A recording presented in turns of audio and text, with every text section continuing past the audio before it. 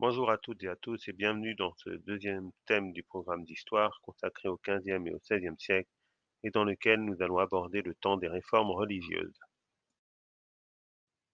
Rappelons tout d'abord que dans le contexte d'une Europe très catholique au XVe siècle, la principale préoccupation des chrétiens est le salut de leur âme, et notamment leur accès au purgatoire, puis au paradis. Cela dans un contexte de mortalité très élevé pour l'époque. Préoccupations dont sont éloignés les papes de l'époque qui sont beaucoup plus préoccupés par les travaux dans la capitale catholique de Rome, avec la création de la basilique de Saint-Pierre, qui est elle-même financée par la vente d'indulgences qui permettent d'obtenir le pardon de Dieu et l'accès au paradis, moyennant finances.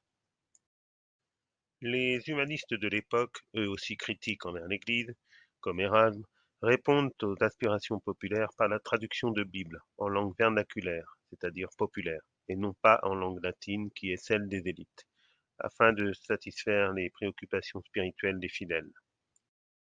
En 1517, un moine allemand, Martin Luther, affiche publiquement ses critiques contre les indulgences et contre le pape.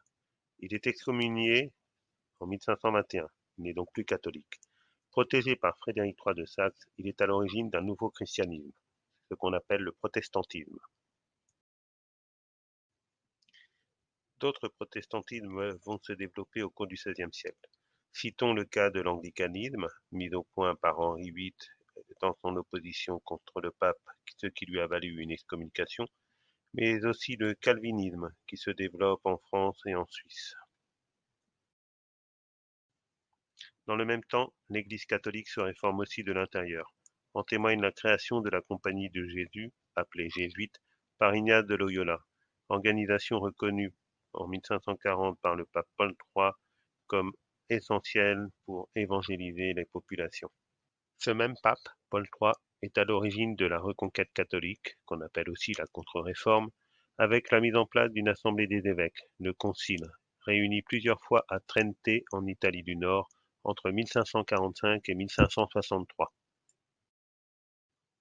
Ce concile historique a surtout réaffirmé le catholicisme dans ses principes fondamentaux, comme la supériorité de la Bible en latin, appelée la Vulgate, ou bien les sept sacrements. Il a aussi rénové l'enseignement du christianisme catholique et la formation des prêtres à travers des séminaires organisés par les jésuites.